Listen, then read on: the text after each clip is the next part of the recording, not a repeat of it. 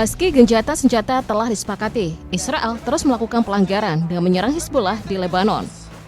Tidak butuh waktu lama, Hizbullah pun menjawab serangan tersebut dengan sangat mematikan. Setidaknya 30 pasukan Israel menjadi korban serangan drone FPV Hizbullah. Bahkan tank milik Brigade Golani mengalami kerusakan parah di kota Al-Taibeh. Lebih detailnya, seorang prajurit Israel dilaporkan tewas dan 6 lainnya mengalami luka-luka. Bahkan ledakan drone itu menewaskan seorang sersan dan melukai 6 tentara, sehingga helikopter militer dikerahkan untuk proses evakuasi. Tidak berhenti sampai di situ, saat evakuasi berlangsung, Hizbullah kembali menyerang dengan 2 drone bermuatan bahan peledak. Tahan sebentar, karena faktanya ini baru permulaan. Gencatan senjata yang semestinya menjadi ruang jeda justru bergeser menjadi awal eskalasi baru yang terasa lebih kelam. Belum lama kesepakatan itu berjalan, laporan pelanggaran langsung bermunculan. Serangan udara kembali terjadi, artileri kembali digunakan, dan aktivitas militer kembali terlihat di kawasan sipil. Di tengah situasi ini muncul istilah baru yang mencuri perhatian, garis kuning, sebuah batas tak terlihat yang ditetapkan sepihak oleh militer Israel di wilayah selatan Lebanon. Keberadaan garis ini bukan sekedar penanda. Warga Lebanon yang mendekati ke area tersebut langsung dianggap sebagai ancaman dan berpotensi menjadi sasaran. Zona ini disebut mencakup puluhan desa, wilayah yang di dalamnya terdapat rumah, sekolah, dan infrastruktur sipil yang mulai dihancurkan secara bertahap. Bahkan ada laporan mengenai penggunaan kontraktor sipil dengan alat berat yang dibayar berdasarkan jumlah bangunan yang diratakan. Ini menunjukkan bahwa yang terjadi bukan sekedar operasi militer biasa, melainkan proses penghancuran yang terarah, mengingatkan pada pola yang terlihat di Gaza. Di balik rangkaian peristiwa ini, muncul dugaan adanya kepentingan yang lebih dalam.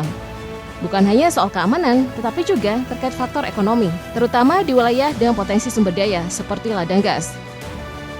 Penetapan garis kuning dinilai membuka jalan bagi kontrol jangka panjang atas kawasan strategis, sekaligus menghalangi warga setempat untuk kembali ke tanah mereka. Eskalasi ini juga tidak berhenti pada kerusakan fisik. Simbol keagamaan pun ikut terdampak. Sebuah patung Yesus di selatan Lebanon dilaporkan dihancurkan oleh tentara Israel. Pada awalnya sempat muncul klaim bahwa pelaku akan dimintai pertanggungjawaban, namun kemudian narasi itu berubah. Bahkan sempat beredar klaim bahwa pihak Israel ikut mengganti patung tersebut, yang kemudian terbantahkan, karena justru pasukan penjaga perdamaian internasional yang melakukannya. Rangkaian kejadian ini memunculkan pertanyaan besar tentang transparansi dan kebenaran informasi yang disampaikan kepada publik. Di sisi lain, para jurnalis yang berupaya melaporkan kondisi di lapangan justru menghadapi resiko yang sangat serius. Salah satu kasus yang paling menyita perhatian ada seorang jurnalis Lebanon yang menerima ancaman langsung melalui pesan, diperingatkan untuk menghentikan liputannya jika ingin tetap hidup.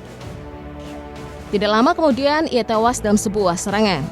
Rangkaian peristiwa ini memperlihatkan pola yang mengarah pada tindakan yang disengaja. Serangan awal, lalu disusul serangan berikutnya yang menghambat proses penyelamatan. Situasi ini bukan sekedar konsekuensi perang, melainkan memunculkan dugaan adanya upaya sistematis untuk membungkam suara dari lapangan. Lebih jauh, kesaksian dari dalam militer sendiri mulai membuka sisi lain yang jarang terlihat. Sejumlah laporan mengungkap adanya praktik penjarahan dalam skala luas oleh oknum tentara, mulai dari barang pribadi hingga aset rumah tangga milik warga sipil. Yang lebih mengkhawatirkan, praktik ini disebut telah diketahui oleh pihak komando, namun tidak diambil tindakan. Dalam konflik, hal seperti ini kerap tersembunyi di balik kabut perang, tetapi ketika mulai terungkap, dampaknya terhadap persepsi global menjadi sangat besar. Di tengah situasi tersebut, terdapat satu fakta yang berkaitan langsung dengan Indonesia. Dalam misi perdamaian PBB di Lebanon, 4 prajurit TNI dari kontingen Garuda dilaporkan gugur. Salah satu adalah Prakariko Pramudia yang meninggal dunia setelah menjalani perawatan akibat luka serius dari serangan proyektil di markas UNIFIL. Peristiwa ini menunjukkan bahwa bahkan pasukan penjaga perdamaian yang seharusnya berada dalam posisi netral tetap tidak terhindar dari bahaya eskalasi yang terus meningkat. Dalam beberapa pekan terakhir, operasi saling serang antara Hizbullah dan Israel memperlihatkan skala kerugian yang terus bertambah. Dari pihak militer Israel, setidaknya sekitar 700 prajurit dilaporkan mengalami luka sejak konflik meluas. Dalam beberapa pekan terakhir, operasi saling serang antara Hizbullah dan Israel memperlihatkan skala kerugian yang terus bertambah. Dari pihak militer Israel, setidaknya sekitar 700 prajurit dilaporkan mengalami luka sejak konflik meluas. Pada insiden terbaru, 4 tentara kembali menjadi korban di wilayah Lebanon Selatan, termasuk akibat serangan drone. Di sisi lain, dampak yang ditanggung Lebanon di ranah sipil jauh lebih berat. Korban jiwa mencapai ribuan, sementara jutaan warga harus merasakan langsung imbas konflik. Tekanan terhadap militer Israel memang terus datang melalui serangan roket dan drone dari Hizbullah. Tetapi di saat yang sama, operasi darat dan udara Israel justru memperluas kehancuran di berbagai wilayah Lebanon. Jika sebelumnya eskalasi dipicu oleh pelanggaran yang terjadi di lapangan, maka respon Hizbullah hadir dengan pola yang lebih rapi dan terasa berbeda dibanding konflik-konflik sebelumnya. Dalam beberapa hari setelah insiden gencatan senjata, mereka mulai menyampaikan pernyataan resmi. Serangan yang dilakukan disebut sebagai bentuk pertahanan, sekaligus respon langsung terhadap apa yang mereka nilai sebagai agresi yang terus berulang. Namun yang menjadi perhatian bukan hanya alasan dibalik serangan itu, melainkan cara eksekusinya. Perubahan paling terlihat ada pada pilihan senjata. Jika dulu Hizbullah dikenal mengandalkan roket konvensional dalam jumlah besar, kini pendekatan mereka mulai bergeser. Roket tetap digunakan, tetapi dikombinasikan dengan sistem yang lebih adaptif dan presisi. Salah satu contohnya ada peluncur roket rakitan lokal kaliber 122 mm yang disamarkan secara efektif, bahkan dapat dipindahkan dengan cepat untuk menghindari deteksi. Perubahan terbesar justru datang dari penggunaan drone. Tidak hanya untuk pengintaian, tetapi juga drone kamikaze dan FPV yang dikendalikan langsung oleh operator di lapangan. Dalam salah satu insiden, drone jenis ini dilaporkan berhasil menghantam kendaraan militer Israel yang sedang bergerak di wilayah Kantara. Hal ini menunjukkan tingkat akurasi yang tinggi, sekaligus kemampuan menyerang target bergerak secara langsung dalam waktu nyata. Selain itu, serangan juga menjangkau wilayah utara Israel, termasuk di sekitar Kfar Giladi. Kombinasi penggunaan roket dan drone menciptakan tekanan yang terjadi secara bersamaan, memaksa sistem pertahanan Israel bekerja lebih intens, sekaligus membuka celah dalam respon yang mereka miliki.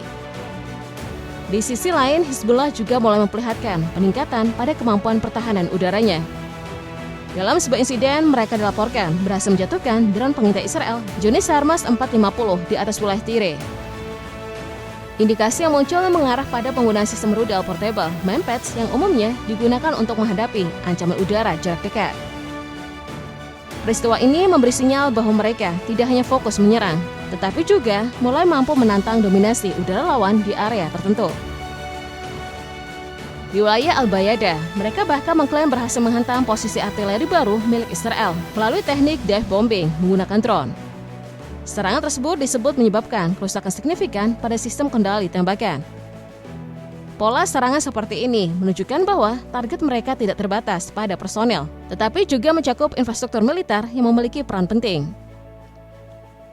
Namun di tengah situasi tersebut, muncul insiden lain yang semakin memperkeruh keadaan, yakni tewasnya pasukan penjaga perdamaian asal Perancis di zona konflik. Tuduhan sempat diarahkan kepada Hizbullah, tapi mereka secara tegas menyangkal keterlibatan. Kejadian ini menggambarkan betapa rumitnya medan konflik, di mana banyak aktor berada dalam ruang yang sama, dan satu insiden saja dapat memicu ketegangan internasional yang lebih luas.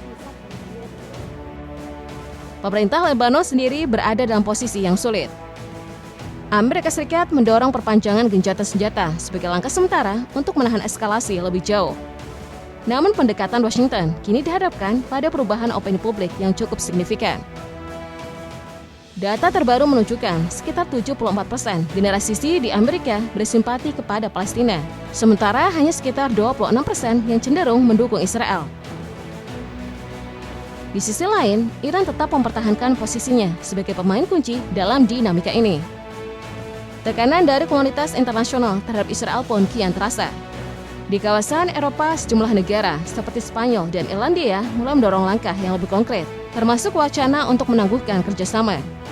Isu hukum internasional juga ikut mengemuka, bahkan muncul ancaman penangkapan terhadap Perdana Menteri Benjamin Netanyahu di negara tertentu. Rangkaian perkembangan ini mengarah pada satu kesimpulan, konflik yang terjadi tidak lagi semata urusan militer, tetapi juga menyangkut legitimasi. Kedepan ada dua kemungkinan yang terbuka.